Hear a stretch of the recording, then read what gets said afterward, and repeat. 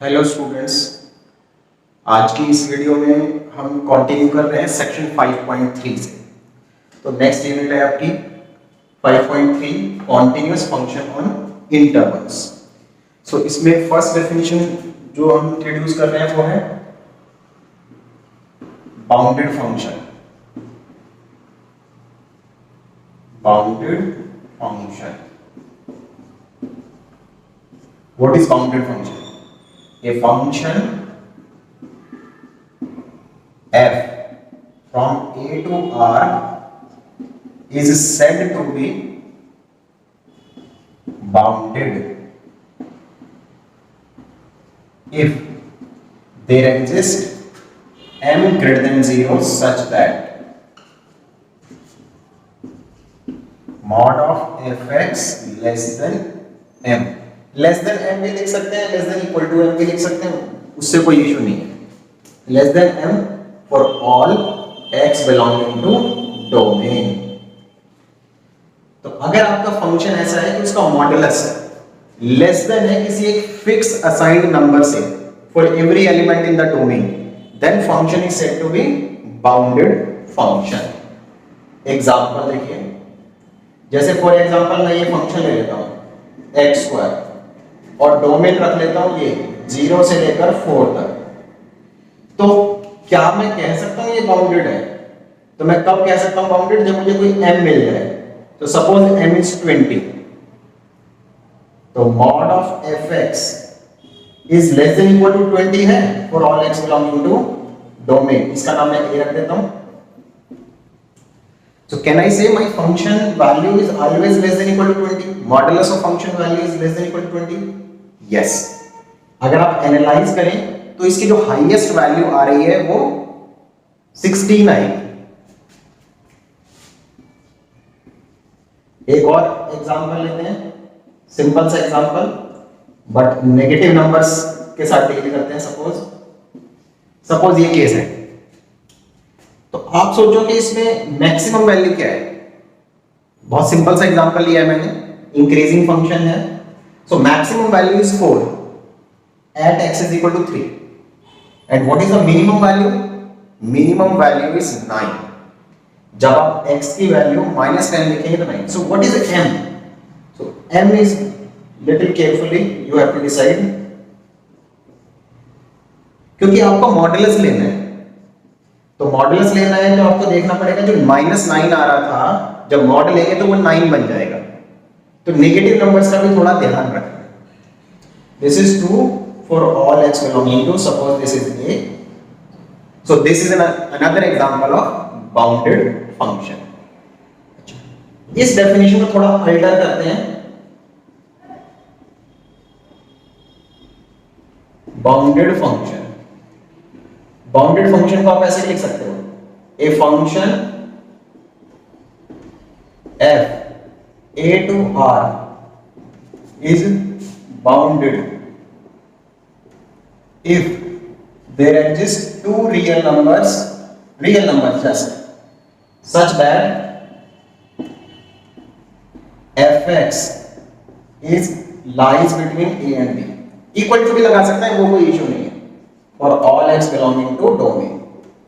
तो ये भी बाउंडेड का कहने का तरीका है। इसमें मॉड लग जाता है, अगर आप देखेंगे तो ये मॉड लगा हुआ है। अगर इसको ओपन करेंगे तो कैसा आएगा? fx lies between -m to +m। तो है ये भी ऐसा ही, दोनों सेम ही चीज है, बट वो एक सिंगल कांस्टेंट से आपको हेल्प कर देता है बाउंडेड प्रूफ करने में, और ये दो नंबर्स की जरूरत पड़ेगी। करेक्ट? तो कोई सी भी डेफिनेशन कभी भी लगा सकते हैं, कोई रोक टोक नहीं है, किसी टाइप का कोई ऑब्जेक्शन नहीं है। अच्छा, अब मैं इसी में एक एग्जांपल और लेता हूं जो बाउंडेड शायद ना हो। I am trying to pick an example, this one. अब आप देखो, इसमें जो लोएस्ट वैल्यू है वो तो फिक्स है, 0 है, 0 से नीचे आंसर नहीं आएगा। But what is the highest value? So highest value is, I think infinity पे अप्रोच कर रहा है। देखिए, your domain is 0 to infinity, तो जैसे जैसे x की वैल्यू इंक्रीज होती जाएगी fx की वैल्यू बढ़ती जाएगी। करेक्ट? तो इसका मतलब है कि ये एक ऐसा एग्जांपल है जो बाउंडेड फंक्शन नहीं है। तो बाउंडेड फंक्शन ना होने की प्रॉपर डेफिनेशन क्या होगी अनबाउंडेड फंक्शन की?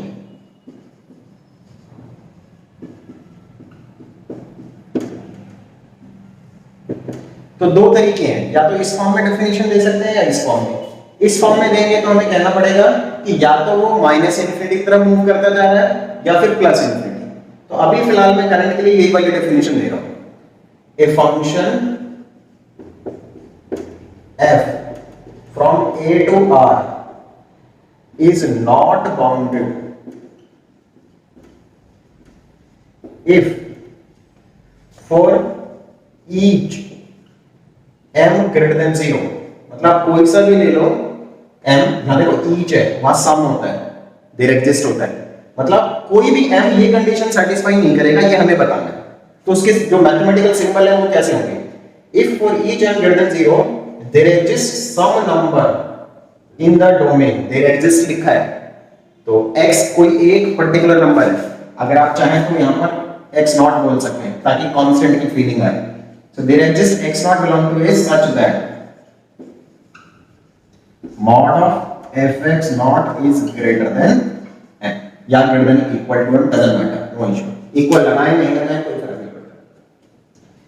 तो क्या कह रहे हैं कि कोई फंक्शन अनबाउंडेड कब है कि आपने कोई भी m बताया तो ये जो फंक्शन है उसका मॉडुलस एटलीस्ट वन पॉइंट से m से बिगर हो जाएगा। तो इसके लिए एग्जांपल कैसे लेते हैं? सपोज मैंने यही वाला एग्जांपल ले लिया, इसी को मैं डेफिनेशन से जस्टिफाई करना चाहता हूं कि ये बाउंडेड नहीं है, तो कैसे जस्टिफाई करेंगे? So take m is any real number, be any number. देखो जब बाउंडेड शो करना होता है तो देयर एग्जिस्ट लिखा है, तो हमें कोई एक पर्टिकुलर नंबर बताना होता है। अब हम कह रहे हैं बाउंडेड नहीं है, तो डेफिनेशन क्या कहती है? कोई भी m ले लो, आपकी बाउंडेड की डेफिनेशन फुलफिल नहीं होगी। तो हमने एक आर्बिट्ररी m लिया और बाउंडेड नहीं है, ये देखो कैसे शो करेंगे। तो हमें एक नंबर ढूंढना है डोमेन में, तो डोमेन में कौन सा नंबर लें जो क्या करके दिखाए आपका fx नॉट का मॉडुलस ग्रेटर देन और इक्वल टू बना दे इससे m से। तो ज्यादा मुश्किल काम नहीं है। इसकी वैल्यू कितनी आएगी? x नॉट स्क्वायर है, फंक्शन ऐसा है, तो क्या लें? सपोज m ही ले लेते हैं, m 0 से बड़ा है तो इसमें होगा। तो अगर मैं x नॉट के लिए m चूज कर लूं तो ये m स्क्वायर आ जाएगा, and m square is m take plus 1 लगा देते हैं। उसका रीजन है प्लस 1 लगाने का, क्यों प्लस 1 लगाना पड़ा? क्योंकि सपोज m की वैल्यू अगर मैं 1/2 ले लेता, m की वैल्यू 1/2 हो जाए तो फिर ये 1/2 स्क्वायर 1/4 हो जाएगा, जो कि m से बड़ा नहीं हो पाएगा, क्योंकि m की वैल्यू अपने 1/2 ली है, यहां सिर्फ m स्क्वायर लेंगे तो 1/4 हो जाएगा, तो ये ट्रू नहीं होगा। तो इसका मतलब वो नंबर सुटेबल नंबर नहीं है हमारे लिए। कोई ये ना सोचे कि मुझे तो ऐसा नंबर मिल गया जिसमें लेस देन आ रहा है तो बाउंडेड हो गया, वो पर्टिकुलर सिचुएशन है। So for any m greater than 0 we can choose m plus 1 belong to this domain, कि जब उसको आप फंक्शन में लिखोगे तो m से बड़ा आएगा। तो ये डेफिनेशन फुलफिल हो रही है आपकी। इसका मीनिंग क्या होगा कि मेरा जो फंक्शन है वो बाउंडेड नहीं है। So this is not bounded on 0 to infinity। एक अनदर एग्जांपल और लेता हूं मैं, fx is equal to 1/x, x belong to 0 to infinity, open, to show f is not bounded। ये आपको प्रूफ करना है कि बाउंडेड नहीं है। So how to proceed? जो डेफिनेशन का तरीका है वो तो यही है। So let m greater than 0 be any number। अब हमें क्या करना है? डोमेन में एक नंबर सर्च करना है जिसको फंक्शन में पुट करके m से बड़ा आ जाए, तो कौन सा नंबर ले सकते हैं? सोचो, मैं हिंट देता हूं, fx नॉट, यहां पे fx नॉट लिखोगे तो 1/x नॉट, पॉजिटिव नंबर में डील कर रहे हैं तो मॉड हटा लो। अब आपको कुछ ऐसा x नॉट लेना है जो m से बड़ा हो जाए, ज्यादा मुश्किल काम नहीं है, और वो बिलोंग करे 0 to infinity. So which number we can pick? ध्यान से देखो, m+1 ले सकते हैं। m+1 1 से बड़ा होगा और पॉजिटिव भी होगा, तो रेसिप्रोकल करेंगे तो 0 पॉइंट समथिंग आएगा, डोमेन में बिलोंग करेगा। 1/x0 रेसिप्रोकल करो, m+1, so it is greater than m. It means my function f is not bounded. Correct?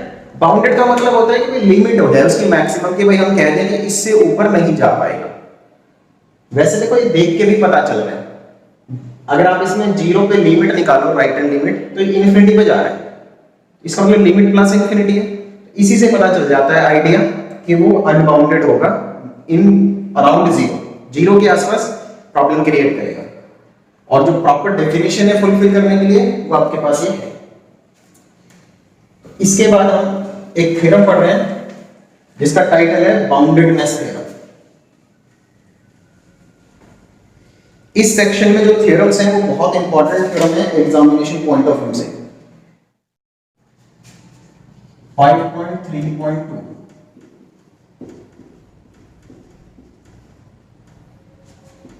Boundedness theorem.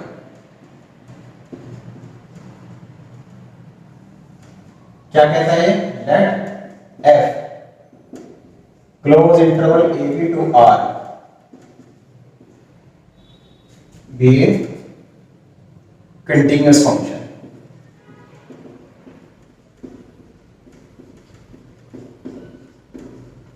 Show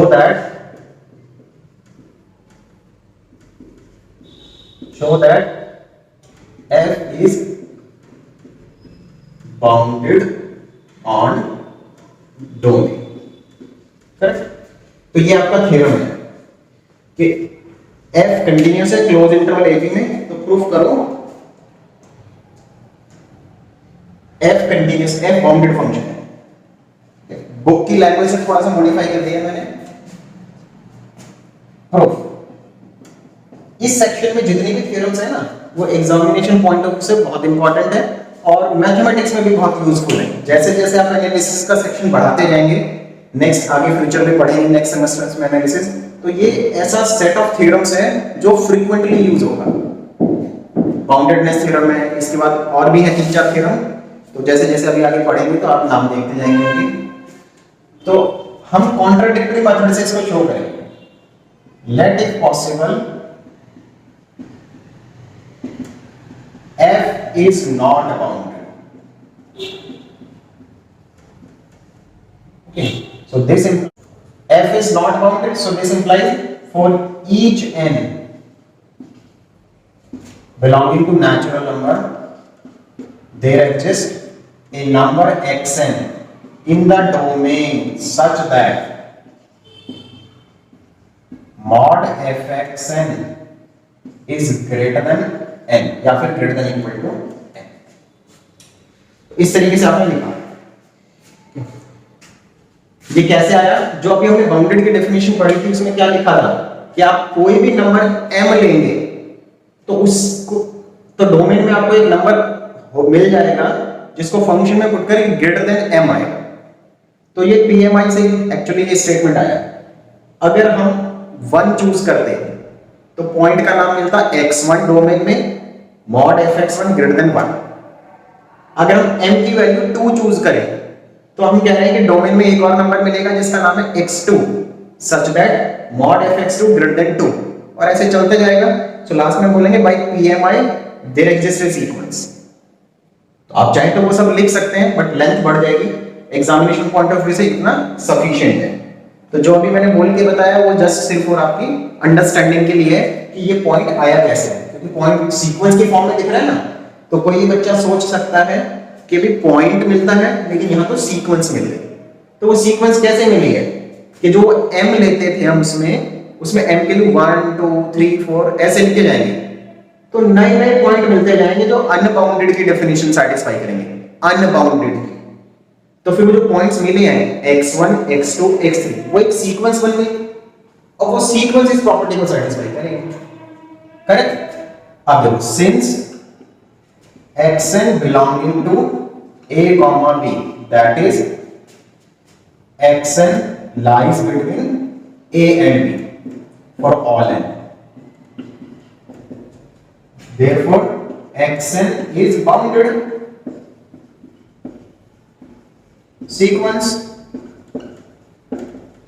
xn a और b के बीच में लाई कर रही है ना, तो इसका मतलब क्या हुआ कि xn एक बाउंडेड सीक्वेंस है। So by Bolzano-Weierstrass theorem, there exists a subsequence x dash और उसका नाम xnr of xn which is convergent। Bolzano-Weierstrass theorem क्या होती है सीक्वेंस की? If a sequence is bounded, then there exists a subsequence of the sequence which is convergent। ठीक है, screen पे आप देख रहे हैं कि यहां पर स्टेटमेंट प्रेजेंट है। वैसे let limit x and r is equal to x से, करेक्ट? तो ये हो गया। ये जो सीक्वेंस है सब सीक्वेंस वो कन्वर्जेंट है, तो कन्वर्जेंट है तो कोई लिमिट होगी, उसकी लिमिट है तो उसका नाम हमने x मान लिया। Since xn lies between a and b, therefore xnr is also lies between a and b, because जो xnr है वो सब सीक्वेंस है xn की और xn के सारे पॉइंट्स a और b के बीच में है, तो सब सीक्वेंस के भी होंगे। तो हमारे पास एक सब सीक्वेंस का रिजल्ट है, if a sequence lies between a and b then its limit is also lies between a and b। और लिमिट का नाम क्या है? देखो लिमिट का नाम x, इसका मतलब है x जो है a और b के बीच में लाई करता है। नेक्स्ट सिंस f गिवन दिया है, देखो continuity, since f is continuous on close interval ab and x is a member of the set, therefore f is continuous at x। So by sequential criteria of continuity,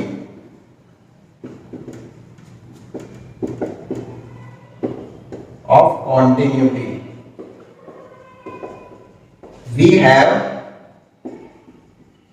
limit f x n r is equal to fx। sequential criteria of continuity ये होता है ना, देखो क्या लिखा है, sequence converging to x and function is continuous at x, तो f of xn converts to fx। f of xn मतलब ये वाली सीक्वेंस फंक्शन में डालेंगे और इसकी वैल्यू इस तरीके की आएगी।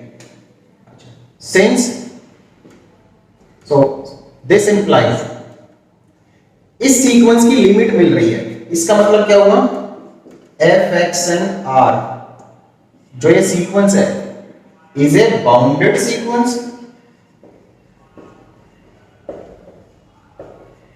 उसका रीजन क्या है, because every convergent sequence is bounded.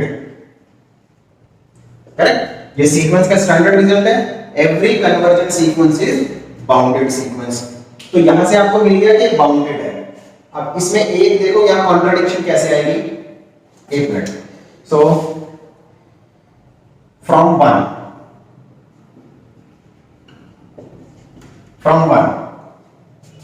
f xn greater than n for all xn belong to this। तो जो ये नंबर है ये सब सीक्वेंस में से ही कुछ पिक किए गए नंबर है, तो ये नंबर भी इस कंडीशन को सेटिस्फाई कराएंगे।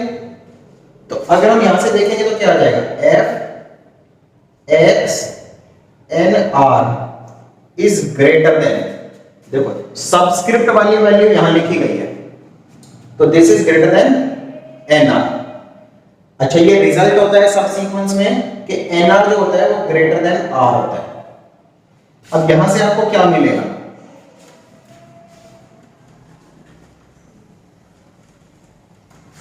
यहां से आप क्या देख पा रहे हैं, this implies f x n r approaches to infinity as r approaches to infinity, that is f x n r is not bounded. So this is a contradiction.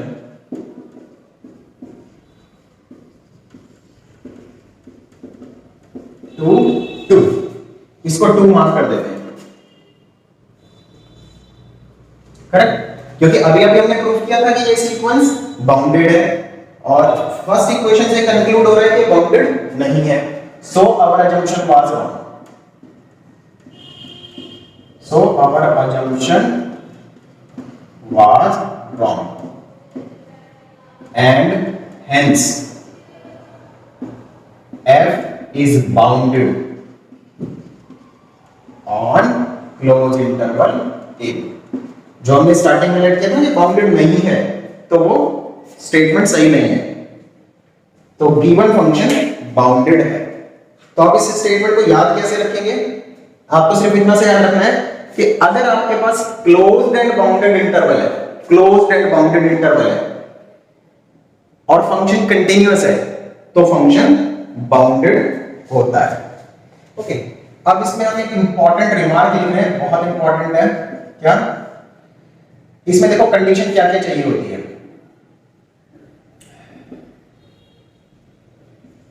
Hypothesis क्या है, 3 हाइपोथेसिस में चाहिए कि जो आपका डोमेन है वो closed होना चाहिए,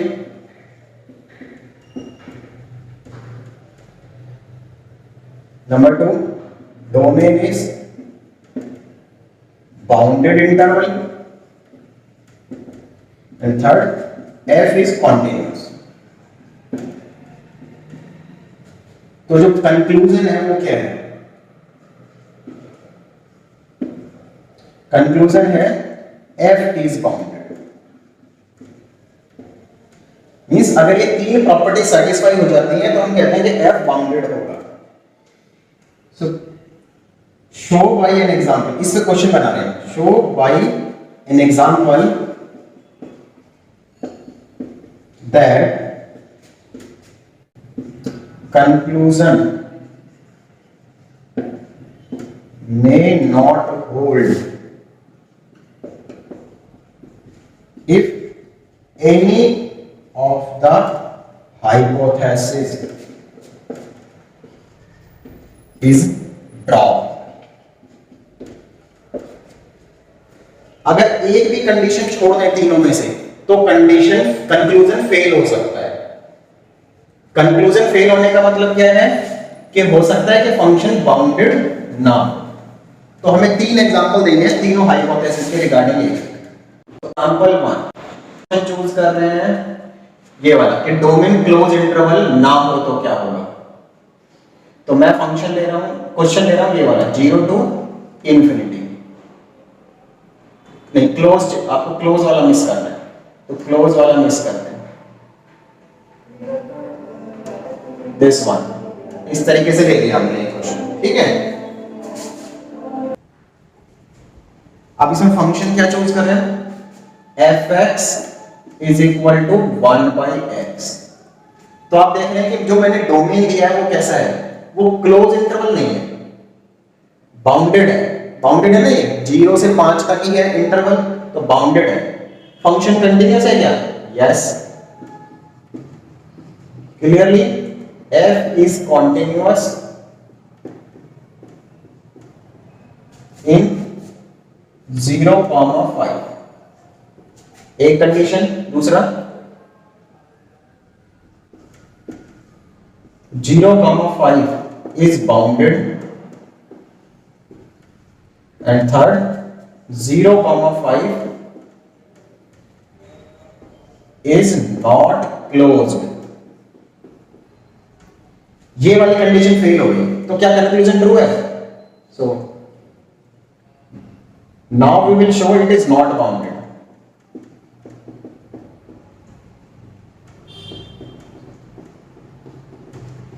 हम शो करेंगे जो एग्जांपल हमने लिया है वो बाउंडेड नहीं है. और ऐसा क्यों हुआ है? क्योंकि हमने तीन में से एक कंडीशन छोड़ दी. तो अभी स्टार्टिंग में मैंने डेफिनेशन के बाद एग्जांपल दिया था, ये वही है. So let m be any number greater than 0. एक I'm writing in little fast mode क्योंकि सेम एग्जांपल है. तो f के अंदर x नॉट डालो, मॉड निकालो. So everything is positive, so modulus की रिक्वायरमेंट नहीं है. तो m + 1 आ जाएगा which is greater then m. और ये किस चीज की डेफिनेशन है? नॉट बाउंडेड की. सो f इज नॉट बाउंडेड. तो एक तो ये एग्जांपल हुआ जिसमें हमने पहली कंडीशन ड्रॉप कर दी, क्लोज इंटरवल नहीं लिया. अब दूसरा ले रहे हैं कि हम अनबाउंडेड इंटरवल ले लेंगे. तो ये वाला फंक्शन ले रहे हैं, बहुत सिंपल सा फंक्शन लेंगे इस बार, fx = x. तो इसमें इस एग्जांपल में देखिए यहां पर f is continuous on the interval 0, infinity, but it is not bounded. It is not bounded. क्यों बाउंडेड नहीं है? आप x की वैल्यू बढ़ाते जाइए, 0 to infinity है, तो फंक्शन का आउटपुट भी इन्फिनिटी की तरफ अप्रोच करेगा. So f is not bounded in this way. और अगर रीजन देना चाहेंगे क्यों ऐसा हो गया,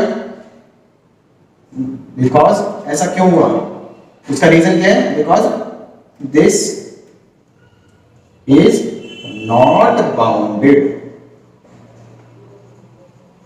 क्योंकि आपको कैसा चाहिए होता है? आपको बाउंडेड इंटरवल चाहिए होता है. तो बाउंडेड इंटरवल नहीं है, इसलिए ऐसा हो गया. थर्ड इलस्ट्रेशन हम क्रिएट करेंगे जिसमें कंटिन्यूटी मिसिंग हो जाए.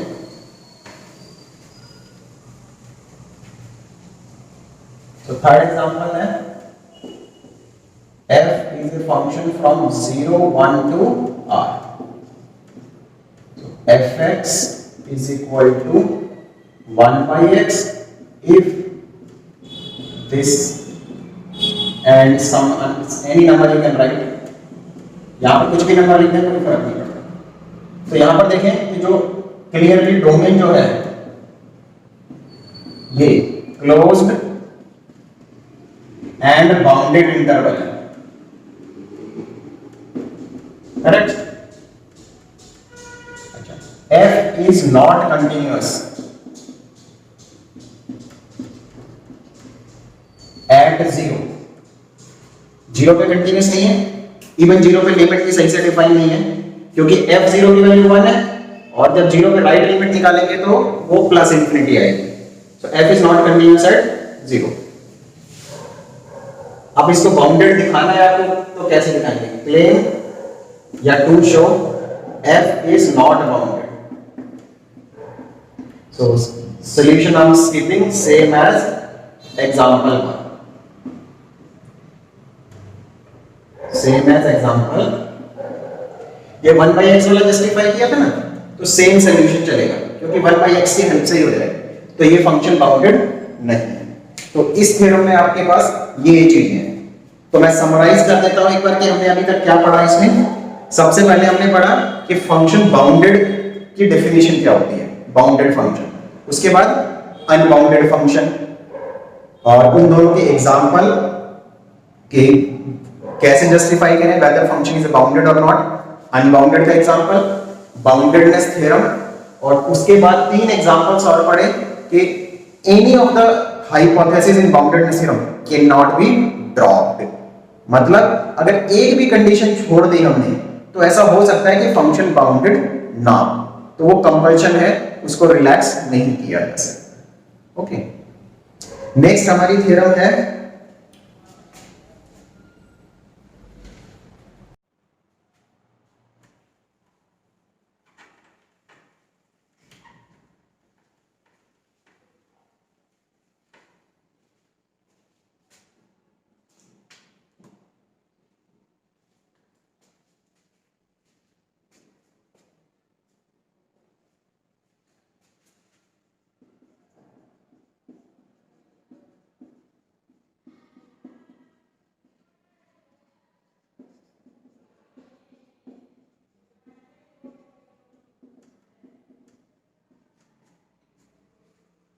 सो हमारी नेक्स्ट डेफिनेशन है absolute maxima and absolute minimum.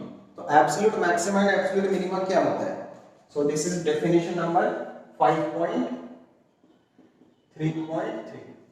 So you can see what is the definition. Let A is subset of R and f is a function from A to R. We say that f has an absolute maximum on A if there exists an element x star in the domain such that fx star is greater than equal to fx for all x belong to A. क्या कह रहा है ये कि domain का कोई एक point ऐसा है कि जब उसको फंक्शन में लिखा तो वो हमेशा बड़ा आता है fx से फॉर ऑल x। तो इसका मतलब है x स्टार एक ऐसा पॉइंट है जिससे सबसे बड़ी वैल्यू आती है, इसका मतलब वो मैक्सिमम वैल्यू। एग्जांपल के तौर पर जैसे ये ले लें, ये तो इसमें देखो कौन से नंबर से सबसे बड़ी वैल्यू आती है, वो कौन सा नंबर है? सोचो, which number is providing highest value? -3। मैंने जानबूझ के डिफिकल्ट वो माइनस प्लस का एग्जांपल लिया। सो अगर आप इसमें -3 पुट करोगे तो कितना आएगा आपको? 9 आएगा, which is always greater than equal to every other value. कुछ भी और लिख लो, हमेशा 9 बड़ा है, तो हम क्या कहेंगे? -3 is the point of absolute maxima and 9 is the absolute maximum value. Similarly जो मिनिमम की डेफिनेशन है वो ऐसे होती है, बस वो बुक ने नोटेशन थोड़ा सा ऐसे रख दिया है, करेक्ट? उसने दो अलग अलग स्टाइल के बना लिए ना, सुप्रीमम मतलब हाईएस्ट ऊपर, लोवेस्ट मतलब मिनिमम। सो नेक्स्ट आपकी डेफिनेशन इसमें यही है, we say that f has an absolute minimum on A if there is a point x star, star bottom में x bar belong to A such that fx star less than equal to fx for all x. Okay, so यहाँ पर जो x star है वो कहता है x star is absolute maximum point and x subscript वाला star जो है absolute minimum point. Okay, तो ये आपकी डेफिनेशन हो गई किसकी? Absolute maxima and absolute minima. इसके बाद आपकी जो थ्योरम है वो है maximum minimum theorem 5.3.4 absolute maximum minimum theorem.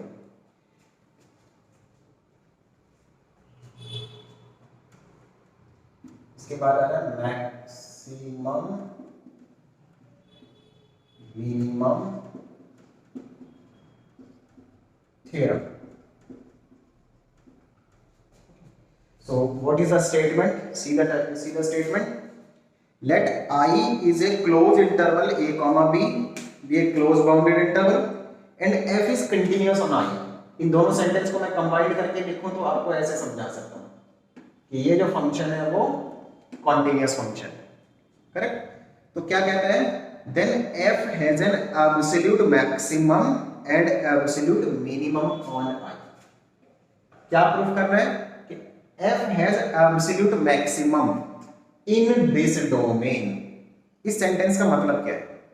इसका मतलब है कि आपको डोमेन में एक नंबर ढूंढना है अल्फा नाम का जो सबसे हाईएस्ट वैल्यू प्रोवाइड करेगा, मतलब fx is always greater than equal to this. तो इसको हम क्या कहेंगे? पॉइंट ऑफ एब्सोल्यूट मैक्सिमा, और जो नंबर है f alpha, this is point of absolute maximum value. Book ने अल्फा की जगह ये नाम लिखा है, फिलहाल हम भी यही नाम लिखेंगे अभी तो, करेक्ट? इसी तरीके से एब्सोल्यूट मिनिमा को प्रूफ करना है। तो इसका प्रूफ लिखते हैं हम।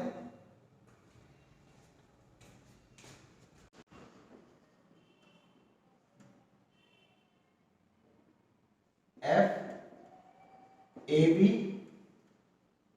to r is continuous, और इसका नाम क्या है? I है आपके पास, है ना? टेक एफ आई, एक सेट बनाया एफ आई। एफ आई का मतलब क्या है, इसमें एफ एक्स टाइप के नंबर होंगे जिसमें एक्स आई में बिलोंग करता हो, तो इसको क्या कहते हैं, रेंज ऑफ एफ कहते हैं। Since F is continuous on closed end bounded interval,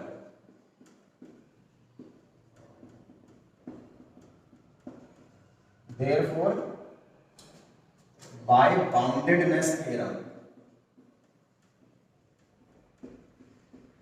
जो अभी इससे पहले थ्योरम प्रूव की थी, boundedness theorem, f is bounded on I, bounded on I, bounded मतलब उसकी रेंज बाउंडेड है, करेक्ट। फंक्शन के बाउंडेड होने का मतलब है कि उसकी जो आंसर है वो बाउंडेड है, तो जो हमने सेट बना रखा है वो बाउंडेड सेट है। So this implies it is a, this is a bounded set, तो ये बाउंडेड सेट है। अब बाउंडेड सेट में सुप्रीमम और इंफिनिमम एग्जिस्ट करते हैं, तो हम यहां पर कंप्लीटनेस प्रॉपर्टी का इस्तेमाल करेंगे। So by completeness property, by completeness property fi have supremum and infimum both. Let s star is equal to supremum of fi and s star is infimum of fi, correct. Completeness property क्या कहती है कि जो bounded set होता है उसका supremum और इंफिनिमम exist करता है, so have supremum and infimum in R, real number में बोलता है, तो इसका सुप्रीमम एग्जिस्ट कर रहा है, तो हमने उसके सुप्रीमम का नाम क्या रख लिया, एस स्टार, और इंफिनिमम का नाम क्या रख लिया, एस स्टार। अब हमारा एम क्या है, now we want to show there exist x star और x star in domain such that कि f में जब x स्टार लिखें तो सुप्रीमम आ जाए और स्मॉल ये वाला लिखें तो इनफिमम आ जाए, करेक्ट। इसी तरीके से हो गए सुप्रीमम और इनफिमम। तो हम इसमें फर्स्ट ये वाला शो करते हैं। So first we will show for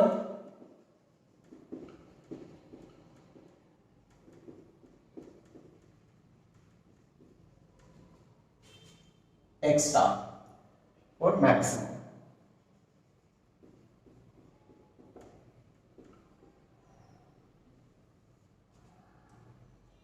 तो मैक्सिमम के लिए कैसे शो करेंगे, since S star, what is this? Supremum of Fi. That is, supremum का मतलब क्या होता है? S star is least upper bound, least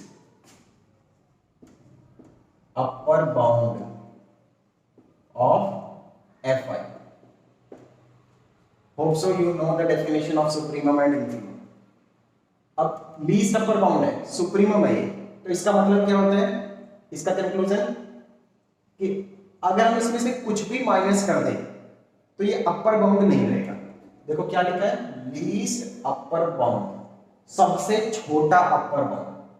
so this implies for each n belong to natural number s star minus 1 by n, जो कि s स्टार से छोटा हो जाएगा, can not be an upper bound of Fi।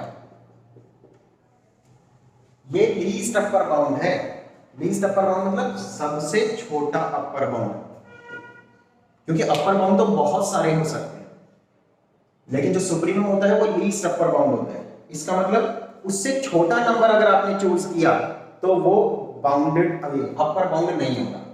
तो हमने अगर इसमें से कुछ माइनस कर दिया, एन नेचुरल नंबर है तो प्लस का होगा, तो कुछ माइनस कर देंगे तो क्या होगा, इससे छोटा हो जाएगा, और छोटा हो गया तो अपर बाउंड नहीं होगा। So this implies there exist upper bound किसका नहीं होगा, एफ आई का। एफ आई ये सेट है। अब याद करो अपर बाउंड होता है तो क्या होता है, नहीं होता है तो क्या होता है। मैं थोड़ा सा रिकॉल कर देता हूं यहां पर। अगर मैं कहता हूं कि के एफ आई का अपर बाउंड है तो इसका मतलब क्या हुआ, I am repeating, if I am saying K is upper bound of F I, तो इसका क्या मतलब है कि एफ इस सेट के जो नंबर हैं ये सारे ही छोटे हैं के से। ओके, अपर बाउंड की definition, if k is upper bound of this then all element of the set less than equal to k। But अगर मैं कहता हूं k is not upper bound of fi, तो इसकी डेफिनेशन क्या होती है, इसकी डेफिनेशन होती है कि there exists at least one element in the set which is greater than k, मतलब इससे बड़ा होगा। तो अभी फिलहाल हमारे पास यही डेफिनेशन है कि अपर बाउंड नहीं है, तो क्या होगा, हमें सेट में एक एलिमेंट मिलेगा और सेट का एलिमेंट fx है, x मिलेगा फिलहाल, xn belonging to a comma b, a comma b मतलब ये डोमेन, और यहाँ xn क्यों लिखा है, क्योंकि ये n लिखा है नेचुरल नंबर। तो अगर हम n की वैल्यू 1 लेंगे तो एक पॉइंट मिलेगा x1, n की वैल्यू 2 लेंगे तो ये हो जाएगा s स्टार माइनस 1/2 और पॉइंट मिलेगा x2, तो हमने n लिखा है तो xn बिलोंगिंग टू दिस, तो एक पॉइंट इसमें मिलेगा सच दैट कि जो वैल्यू है एफ एक्स एन की वो कितनी हो जाएगी, greater than S star minus 1/n। ये नंबर अपर बाउंड नहीं है, तो अपर बाउंड नहीं है तो सेट में एक एलिमेंट मिलेगा जो ग्रेटर होगा इस नंबर से जो कि अपर बाउंड नहीं है, and this is less than equal to s star because this is the supremum of the set fi। तो fi सेट के जितने भी एलिमेंट हैं वो इससे लेस देन इक्वल टू ही होंगे सुप्रीमम के डेफिनेशन से। तो आपके पास एक स्टेटमेंट बन गई है दिस वन। अब आगे हम इस सीक्वेंस पे फोकस करते हैं, since xn belonging to ab that is xn is bounded, so by Bolzano-Weierstrass theorem there exists a subsequence, say x dash is equal to xnr of xn which converges to say some number x star। Bolzano-Weierstrass theorem क्या कहती है, every bounded sequence have a convergent subsequence।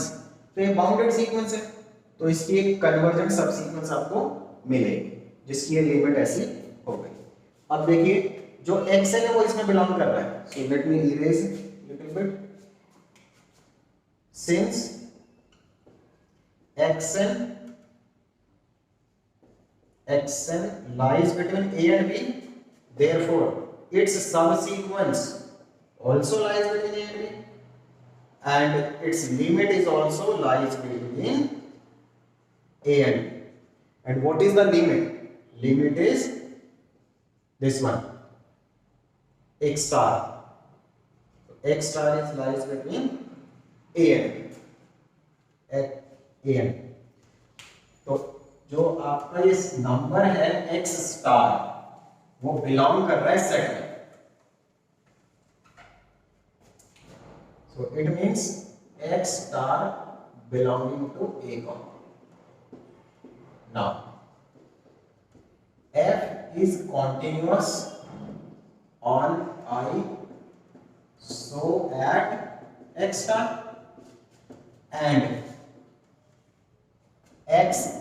are converging to X star.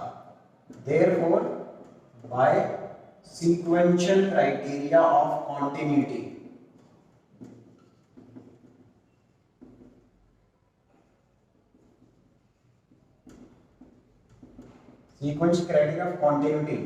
f, x and r converging to fx star. इसको आप limit में लिखेंगे तो कैसे लिखेंगे?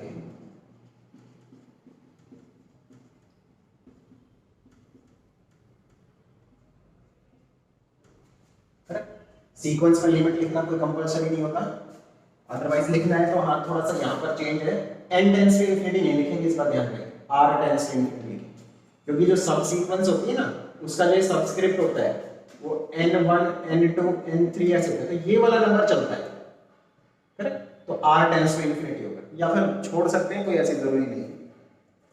तो आपके पास एक ये लिमिट आ गई कि f(x(n) star is equal to fx star, और एक कंडीशन और थी हमारे पास, यहां से फ्रॉम 1 देखो क्या है, from 1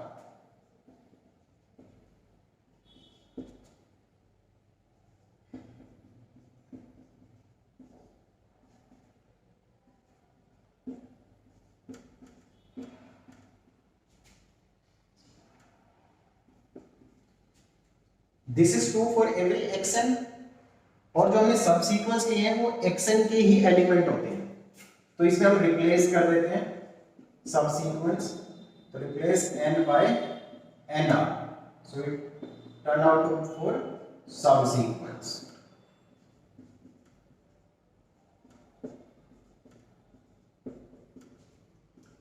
as r tends to infinity, देखो क्या होगा, as r tends to infinity we have, इसकी लिमिट कितनी रहेगी, ये व्हाट इज दिस, क्योंकि r टेंड्स टू इंफिनिटी में क्या हो जाता है, nr टेंड्स टू इंफिनिटी हो जाता है, तो ये इंफिनिटी हो जाएगा तो जीरो हो जाएगा, तो लेफ्ट हैंड साइड क्या बचेगा, s star, right hand side भी है s star, so by squeeze theorem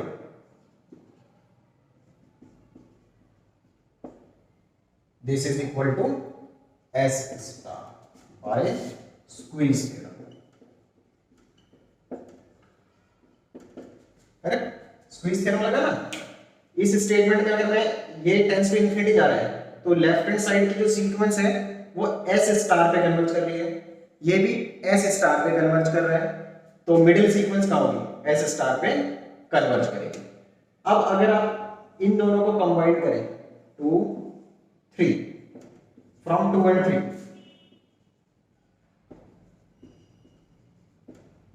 देखो क्या होगा, लेफ्ट हैंड साइड दोनों की सेम है, तो f x star is equal to s star, यही आपका एम था, so this implies x star is point of absolute maximum, absolute maximum of f, and s star is absolute maximum value, correct? तो ये आपका इसका proof हो गया, लेकिन ये भी हाफ प्रूफ हुआ है, हमने सिर्फ एब्सोल्यूट मैक्सिमम वाला पार्ट किया है। तो एग्जाम में तो आप सिमिलरली लिख सकते हैं, similarly we can show for absolute minimum, correct? So you can write here, similarly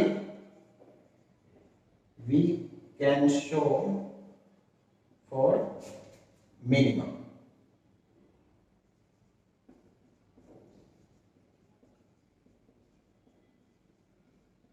correct? और अगर आप डेरिवेशन लिखना चाह रहे हैं तो अभी फिलहाल लिखा ही हुआ है मेरे पास, तो मैं आपको थोड़ा सा समझा देता हूं कि कैसे करेंगे, क्योंकि मुझे ज्यादा चेंजेस नहीं करने पड़ेंगे। For minimum,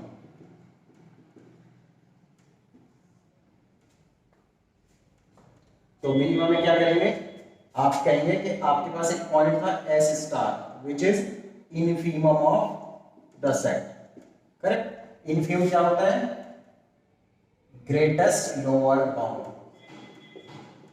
of F greatest lower bound GLB।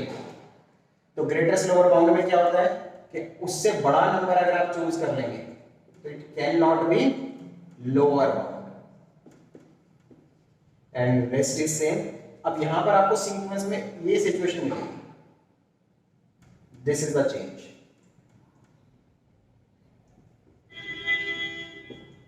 Because it is infimum, so infimum सबसे छोटा होगा और ये सिचुएशन ऐसे, and rest is approximately same and you have this one. आप उस पॉइंट का नाम ऐसा रख लेंगे, करेक्ट। तो सब कुछ सेम चलता रहेगा। आप बोलेंगे कंटिन्यूअस है, एक्स स्टार पे भी कंटिन्यूअस है, बिलोंग कर रहा है, so you have this one. Okay, तो यहां पर एक पॉइंट का नाम चेंज हो जाएगा। आप उसको नोटबुक में लिख के दोबारा पढ़ सकते हैं तो आपको आसान लगेगा थोड़ा सा। अब यहाँ पर थोड़ा सा चेंज आपको दिखाई देगा क्योंकि इक्वेशन 1 में प्लस माइनस चेंज हुआ ना, प्लस 1/n एस स्टार और यहाँ पर इक्वल, यहाँ पर नहीं, and this one, sorry subscript, be careful, ये कॉपी पेस्ट में थोड़ा एरर हो जाता है।